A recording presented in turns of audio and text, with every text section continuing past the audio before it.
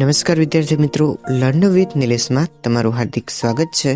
વિદ્યાર્થી મિત્રો, આજે આપણે સ્ટાન્ડર્ડ 10 સબ્જેક્ટ ઇંગ્લિશ ગાલા અસાઇનમેન્ટ સોલ્યુશન 2022 એમાં પ્રશ્નપત્ર 5ના સેક્શન ડી નું સંપૂર્ણ સોલ્યુશન જોઈશું।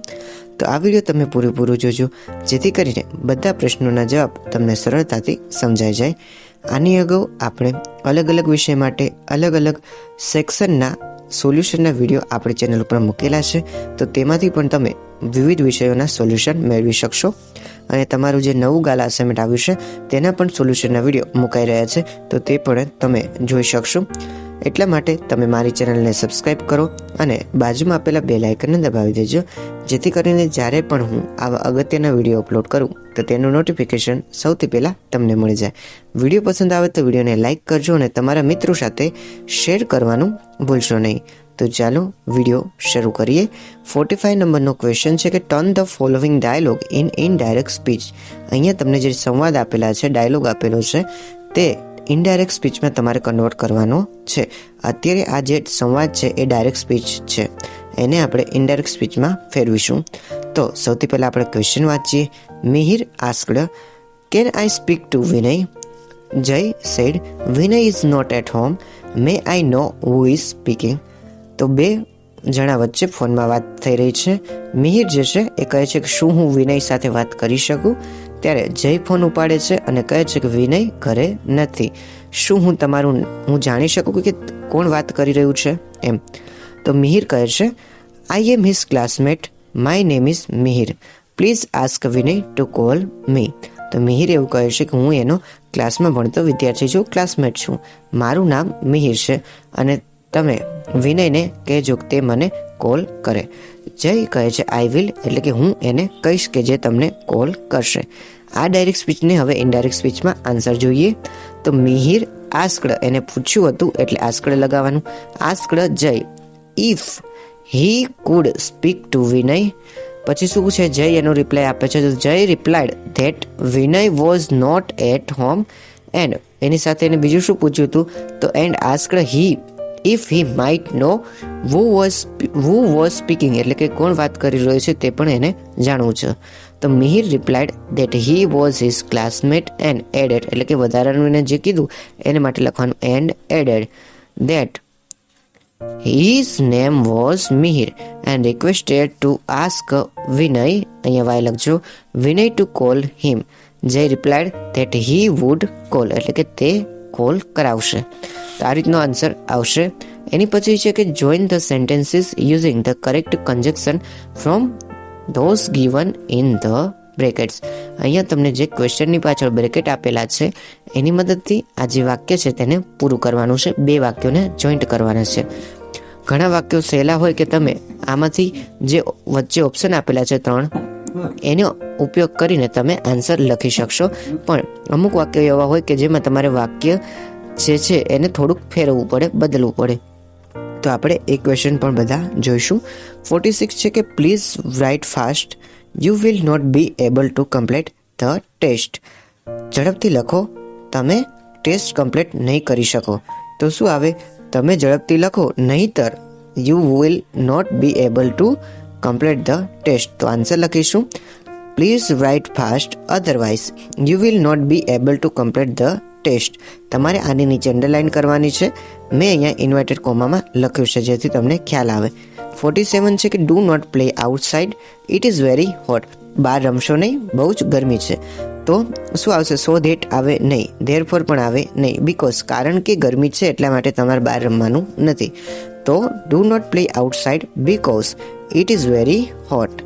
અને 48 જે રીતે મેં તમને કીધું સીધી રીતે વાક્ય આવશે નહીં કે mother will prepare sweets, mother will back a cake, બે વખત મધર આવ્યું છે। હવે આપણે તો એનું એક જ વાક્યમાં લખવાનું છે।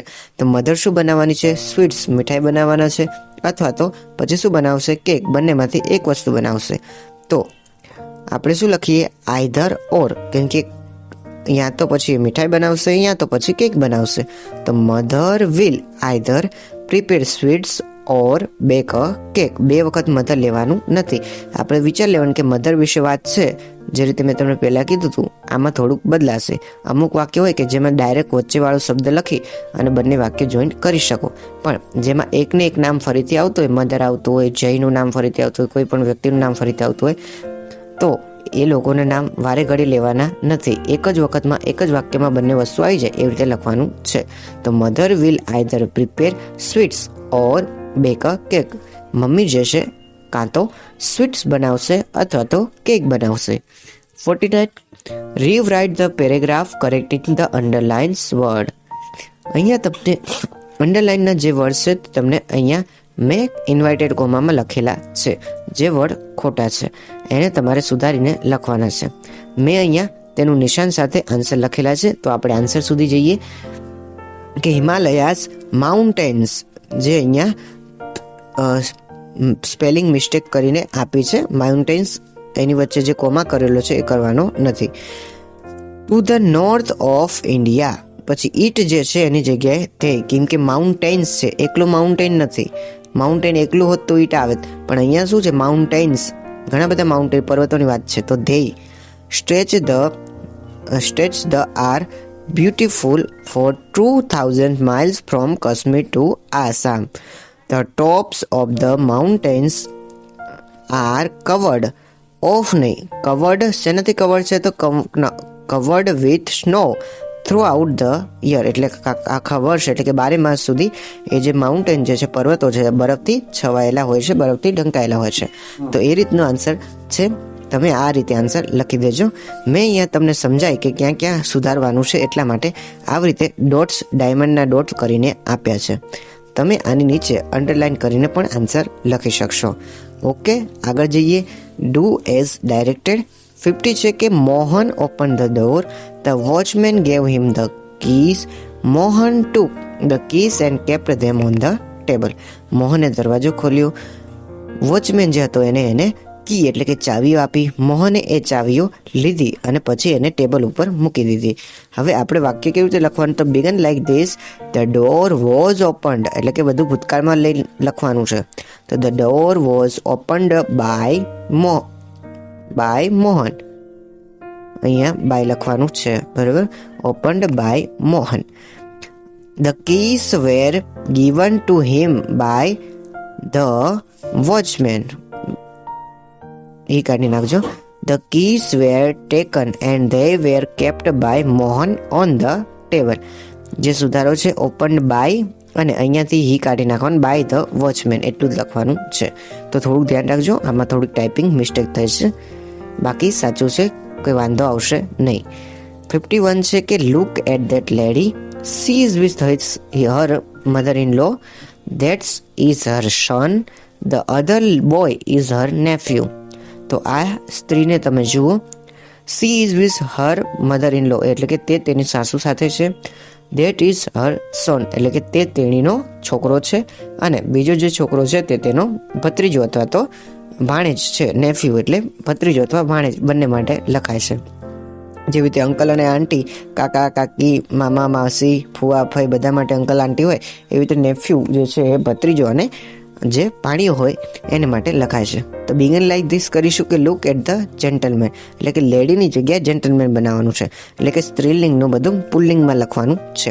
તો લખીશું આન્સર કે લુક એટ ધેટ, લેડીની જગ્યાએ જેન્ટલમેન, સી એની જગ્યાએ હી ઇઝ વિથ, હરનું શું થઈ જાય, હર ગર્લ્સ માટે હોય, છોકરી માટે હોય, હિઝ છોકરાઓ માટે હોય. તો હિઝ મધરની જગ્યાએ ફાધર ઇન લો, એટલે કે જે પહેલા વ્યક્તિને જુઓ તે તેના સસરા સાથે છે. ધેટ ઇઝ હર સન. હવે આ જે સન જે છે એ છોકરો છે, અહીંયા એનું ઉલટું બનાવી દેવાનું, પુલ્લિંગ છે તો સ્ત્રીલિંગ બનાવવાનું. તો ધેટ ઇઝ હિઝ ડોટર. હવે અહીંયા ધ્યાન રાખજો, હર જે હતું છોકરી માટે હતું અને અહીંયા લેડીની જ વાત છે, અહીંયા છોકરાની વાત છે એટલે કે હિઝ ડોટર આવશે. એવું નહીં વિચારવાનું કે છોકરી છે ડોટર એટલે છોકરી, તો એને માટે હર વપરાય, પણ અહીંયા જે વાક્ય છે કોને માટે છે, જેન્ટલમેન માટે છે. તો જેન્ટલમેન જે છે એ છોકરો છે એટલા માટે હિઝ લખાશે. તો that is his daughter. The other girl, અહીંયા બોલ છે તો ગર્લ, ઇઝ હર નેફ્યુ, એની જગ્યાએ ઇઝ હિઝ કઝિન, બરાબર. તો આ રીતે તમે આન્સર લખી શકશો. એની પછી છે કે select the questions to get the underline words as answer. અહીંયા તમને જે ક્વેશ્ચન પૂછ્યો છે એમાં તમને અહીંયા અંડરલાઇન વાળું જે આપેલું છે મેં અહીંયા કોમામાં લખેલું છે, કેમ કે આની અંદર અંડરલાઇન થતી નથી. તો આ જે અંડરલાઇન વાળો વર્ડ છે એની મદદથી તમારે આ જે વસ્તુ છે એ આન્સર આવતો હોય એની મદદથી તમારે એવો કોઈ ક્વેશ્ચન બનાવવાનો છે જે તમને અહીંયા 4 ઓપ્શનમાંથી તમારે સિલેક્ટ કરવાનો છે. તો સૌથી પહેલાં આપણે વિચારીએ કે મોહન ટોલ્ડ નીતિન. મોહને નીતિનને કહ્યું ટુ ટુક આફ્ટર હિઝ મધર, એટલે કે તું મારા પછી મધરનું ધ્યાન રાખજે. બરાબર. તો ટુ ટુક આફ્ટર હિઝ મધર એટલે કે આને એને કામ સોંપીને કહ્યું. શું કામ સોંપ્યું? કે તેની મધરનું ધ્યાન રાખવાનું. તો હવે જો આપણે ક્વેશ્ચન જે ઓપ્શન છે એ જોઈએ તો what did Mohan do mother, આવો ઓપ્શન છે. પછી who asked Nitin to look after his mother. Who asked કોણે કીધું? તો એ તો આપણને ખબર છે મોહને કીધું. આપણો ક્વેશ્ચન કેવો હોવો જોઈએ? આટલાનો. શું કીધું તું એ? Vote did Mohan tell Nitin. બરાબર. મોહને શું કીધું તું એ આપણે જોવાનું છે. તો મોહને એવું કીધું તું નીતિનને કે ભાઈ તું મમ્મીનું ધ્યાન રાખજે. વુ લુકડ આફ્ટર હિઝ મધર, કોણ મધરને જોશે એ પણ આપણને ખબર છે નીતિન. આપણે શું ક્વેશ્ચન હોવો જોઈએ? જે આ અંડરલાઇન વાળું જે છે એના આધારે to look after his mother એટલે કે કાર્ય આપ્યું છે. તો what did Mohan tell Nitin, મોહને નીતિનને શું કીધું? તો what did Mohan tell Nitin એ આન્સર આવશે કે તેની મમ્મીનું ધ્યાન રાખવાનું કીધું. એની પછી 53 જે છે કે તારક લેફ્ટ હિઝ જોબ, અને એનું કારણ જોડે આપ્યું છે કે because he did not enjoy his work. તો આ જે છે એનું કારણ આપેલું છે કે એને જે કામ હતું એમાં એને મજા આવતી નહોતી અને એના માટે એને લેફ્ટ એટલે કે જોબ છોડી દીધી. હવે જે કારણ છે એ પ્રકારનું આવે કે શું કારણ હતું કે તારકે જોબ છોડી, એવો આપણો ક્વેશ્ચન હોવો જોઈએ. તો why did Tarak leave his job, એટલે પહેલો ઓપ્શન જે છે એ સાચો છે. બીજા શા માટે ખોટા છે? તો when did Tarak leave this job, તો તારકે ક્યારે જોબ છોડી એ ટાઈમનું કંઈ દર્શાવ્યું નથી, એટલે બીજો ઓપ્શન તો ખોટો જ છે. How long did Tarak leave his job, એટલે કે કેટલા લાંબા સમયથી તારક જોબ છોડવાનો છે કે છોડશે એવું બધું, તે પણ નથી. How did Tarak leave his job, એ કેવી રીતે છોડશે એ પણ નથી જવાબ. શા માટે છોડે છે એ આપણો ક્વેશ્ચન છે, એટલે કે ઓપ્શન એ સાચો પડશે કે why did Tarak leave his job because he did not enjoy his work, તે જે કાર્ય કરે છે એ એન્જોય કરતો નથી. પછી 54 Harsh goes to his shop at 10 o'clock. હવે હર્ષ જાય છે 10 વાગે એટલી ખબર છે, પણ ક્યાં જાય છે એવો ક્વેશ્ચન હોવો જોઈએ. તો ટુ હિઝ શોપ, કેમ કે જે ઇન્વાઇટેડ કોમામાં લખ્યું છે એ આપણો આન્સર છે, એના આધારે ક્વેશ્ચન. તો હર્ષ 10 વાગે ક્યાં જાય છે? તો હિઝ શોપ. તો વેર વાળું જે છે એ આ વેર એટલે ક્યાં. તો who goes his shop at 10 o'clock, આપણે આને ધ્યાન રાખવાનું. હર્ષ જાય છે આપણને ખબર છે એટલે ક્વેશ્ચન ખોટો પડે.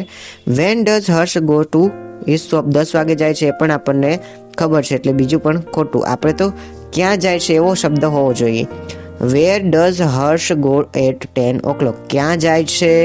વેર એટલે ક્યાં, એટલે સી ઓપ્શન જે છે સાચો પડે. How does Harsh go to his shop, કેવી રીતે જાય છે એ બધું આપણે જોવાનું નથી. આપણે તો જે ઇન્વાઇટેડ કોમામાં એટલે કે અંડરલાઇનમાં વર્ડ જે છે ટુ હિઝ શોપ ક્યાં જાય છે તો એનો વેર આવે, અને વેર જે છે એવું વાક્ય આવે એટલે તમારે એ આન્સર લખવાનું. તો answer C where does Harsh go at 10 o'clock, 10 વાગે હર્ષ ક્યાં જાય છે? તો ભાઈ દુકાને જાય છે. એ રીતે આન્સર આવશે. આઈ હોપ કે મારાથી શક્ય એટલું સારી રીતે તમને સમજાવવાની મેં કોશિશ કરી છે અને તમને સરળતાથી સારી રીતે સમજમાં આવ્યું હશે.